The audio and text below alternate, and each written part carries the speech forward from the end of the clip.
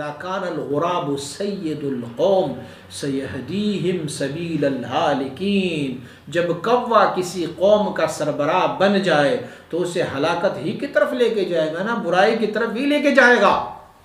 तो कौवा जैसे एक नाकिस शेख की बारगाह में अगर कोई बंदा चला जाए, बारगाह भी नहीं कहना चाहिए, उनके पास अगर कोई जाना चाहिए, तो फिर वो उसने कौवे को अपना सरबराह मुंतखब किया, कौवा फिर आपको कहाँ लेके जाएगा?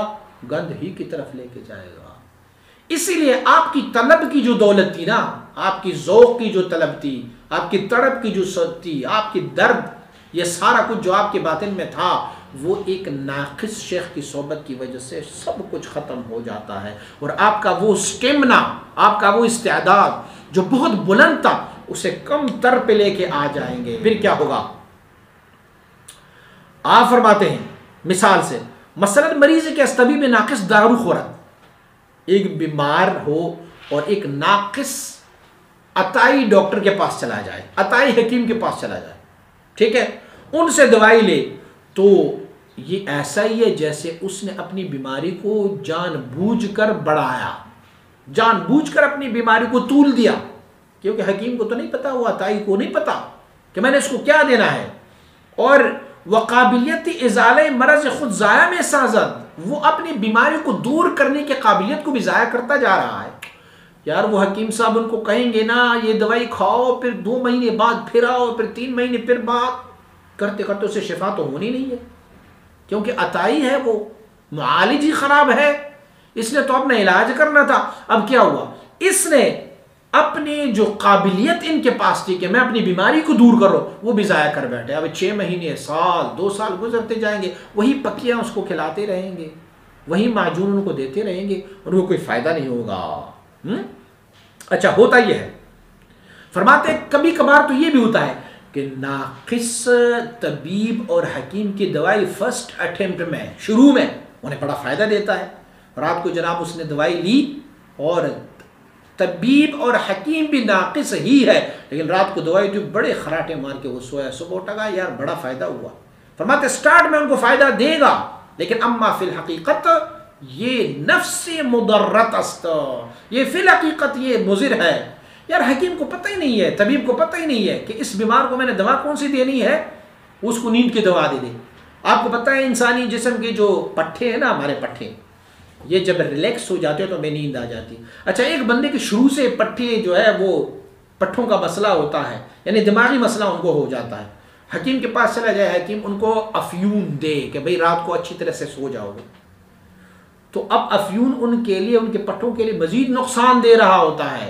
पहले तो वो पट्टों के दर्द की वजह से सो नहीं पा रहे थे, अब नशा दे के वो सो गया है, तो वो समझा यार बड़ा रिलैक्स मैंने रात गुजारी है, लेकिन फिल हकीकत ये उनके लिए मुज़िर है। अब होता क्या है? अब किसी ने उनको समझाया यार ये तबीब जो है ये नाकिस है, ये अताई है, आप किसी और तबीब के पास चले जाओ। अच्छा, आप लायक फायक हकीम मोहम्मद सईद के पास चले गए। अब जब वो हकीम मोहम्मद सईद के पास जाते हैं तो हकीम मोहम्मद सईद क्या करेंगे? सबसे पहले वो उनको ऐसी दवाई देंगे ना जो पिछली दवाई के असर को ख़त्म कर देंगे। यार उसकी पिछले वाले हकीम की दवाई ने उसके पूरी जिस्म को ऐसे किया हुआ है कि उस पर मेरी दवाई अब असर नहीं करेंगे। सबसे पहले वो हकीम जाएंगे कि उनको ऐसी दवाई दे कि पिछले वाले हकीम की दवाई का असर ख़त्म हो जाए। तो आपने देखा होगा कि हकीम हजरात अक्सर बेशर पिछली दवाई के असर को ख़त्म करने के लिए उसको मुस्हिल दवाइयाँ देते हैं। उनको ना मोशन लग जाते हैं, उल्टियाँ हो जाती हैं, कहते हैं इसके जिस्म की वॉशिंग हो गई है। अच्छा, अब हम मेडिकल में आ जाएं तो मेडिकल में अगर आपको कोई अच्छे से अच्छा भी टीका हो, अगर आपको उसमें से एलर्जिक हो तो आपको टीका लगाया तो फ़ौरन उस डॉक्टर को क्या करना चाहिए? वो आपको एंटी एलर्जी के कोई टीका लगाएंगे ना, पहले उसके असर को ख़त्म कर देंगे, फिर आपको नई दवाई देंगे।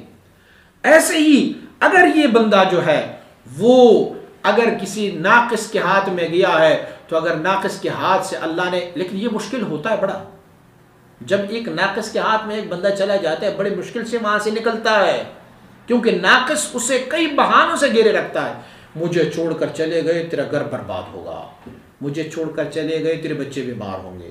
और होता भी ऐसे ही है, क्योंकि वो जो नाकिस है वो पीर तो नहीं है, वो मुर्शिद तो नहीं है, لیکن انہوں نے جنات اور عملیات کا سہارا لیا ہوا ہے، جادو سحر ٹونے کا سہارا لیا ہوا ہے. اب لوگ جب ان کو چھوڑ کے چلے جاتے ہیں وہ بیمار بھی پڑ جاتے ہیں، وہ پھر تکلیف میں بھی آ جاتے ہیں. لیکن وہ ان کو ڈرا دھمکا کے، ہاں اگر کسی پر اللہ کی مہربانی ہوئی اور انہوں نے ان کو چھوڑ دیا اور وہ وہاں سے نکل گیا اور کسی کامل مکمل شیخ کے پاس آ گیا، تو کامل مکمل شیخ پہلے اس ناقص شیخ کی دی ہوئے ڈوز کو صاف کر دیں گے، پھر اس کے بعد اسے اپنی جو اللہ کے انوار و تجلیات ہے وہ ان کو عطا کرتے جائیں گے. مدار طریق ان بزرگواران بر صحبت است. آپ فرماتے ہیں اللہ کے بندے جو ہوتے ہیں، شیخ کامل مکمل جو ہوتے ہیں، ان کا دار و مدار جو ہے وہ صحبت پہ ہے، ان کے ساتھ بیٹھنے پر، ان کے ساتھ ان کی صحبت اختیار کرنے پر. وہ بگفت و شنید کار نمے کشایات. فرماتے بولنے سے کوئی فائدہ نہیں ہوتا، بولتے جائیں گے، آپ بولتے جائیں گے وہ سنتا جائے گا، وہ بولتے جائیں گے آپ سنتے جائیں گے. فرماتے اس سے کام نہیں ہوتا. ان کا کام صحبت ہے، صحبت میں آ کے بیٹھو، ان کی ہم مجلس میں بیٹھو، ان کی ہم نشینی اختیار کر لو، پھر یہ آپ کی پرانی بیماری کا ازالہ کر کے پھر اس کے بعد گفت و شنید ہوں گے. حضرت شاہ نقشبند رحمۃ اللہ علیہ آپ مبارک کی بارگاہ میں ایک بندہ آیا تو آپ نے کہا حضور ہم نے تو مشائخ کو بڑے دیکھے ہیں اور سارے مشائخ جو ہے وہ اپنے کلام سے لوگوں کو متاثر کرتے ہیں، وہ اپنی کرامات بتاتے ہیں، وہ اپنے حالات بتاتے ہیں، پھر دوسرے اولیاء اللہ کی کرامات و کمالات بتاتے رہتے ہیں. حضور ہم نے آپ کو جب سے دیکھا ہوا ہے آپ تو خاموشی بیٹھے رہتے ہیں، کوئی بات ہوتی نہیں ہے. آپ مبارک نے فرمایا بیٹا جو میری خاموشی سے فائدہ نہ لے وہ میری گفتگو سے کیا فائدہ لے سکتا ہے. تو اس لیے ان مبارکین کا کام جو ہے وہ صحبت پر ہے، رابطے پر ہے. وہ بگفت شنید کاری نمے کو شاید سننے سنانے سے کو کام نہیں کھلتا، بلکہ سستی در طلب پیدا میں عادت، بلکہ اس طلب کی دولت میں سستی آ جاتی ہے. تو بولتے جا میں سنتا جاؤں گا، میں بولتا جاؤں گا تو سنتے جا، اس سے کام نہیں ہوتا. صحبت، ذکر، توجہ، ان کی صحبت میں بیٹھنا. تو آپ فرماتے ہیں کہ اگر اس طلب کی دولت کو آپ نے بچانا ہے تو پھر آپ کسی کامل مکمل شیخ کی بارگاہ میں چلے جاؤ، اپنے آپ کو ان کے حوالے کر دو، پھر دیکھو وہ پچھلے سارے بیماریوں کا ازالہ کر کے تجھے اللہ اور اس کے رسول صلی اللہ علیہ وآلہ وسلم بارک کی عشق و محبت اور قرب آپ کو عطا فرماتے جائیں گے. حضرت سید محمود صاحب نے آپ کو لکھا ہوا تھا کہ حضور میری طرف بھی ایک اشارہ فرمائے، میری طرف بھی التجا فرمائے. تو آپ ان کو اشارہ فرما رہے کہ ٹھیک ہے جی، اللہ کے بندے جو ہے وہ فیض عطا کر دیتے، ڈسٹنس اور فاصلے جو ہے ان کے پاس نہیں ہوتے، لیکن پھر بھی ان مبارکین کا صحبت سے اثر اتنا ہے کہ آپ اویس قرنی اور حضرات اصحاب کرام رضوان اللہ اجمعین آپ مبارکین کی تاریخ کو پڑھا کریں.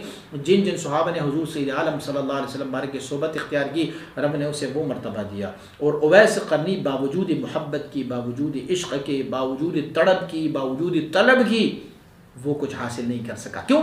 ان کو صحبت نہیں ملی. تو آپ نے ان کو لکھا تھا کہ مجھے بھی آپ کچھ اشارہ فرمائے. آپ مبارک فرماتے ہیں میں دلی آ رہا ہوں اور دلی اور آگرہ کا میرا ایک سفر ہے. فرماتے ہیں اگر آپ کے پاس کوئی موقع ہو تو آپ کی کیپیسٹی بڑی اچھی ہے، کیپیسٹی آپ کی بڑی اچھی ہے، چونکہ میں نے آپ کا خط پڑھا ہے، آپ کے خط سے طلب، ذوق، شوق اور آپ کی تشنگی، یہ سب کچھ آپ کے خط سے مجھے مل رہا ہے. لیکن اس تشنگی اور طلب اور ذوق کی دولت کو حاصل کرنے کے لیے اور رب کی وصل و قرب حاصل کرنے کے لیے آپ کو میری صحبت میں آنا ہوگا، بیٹھنا ہوگا.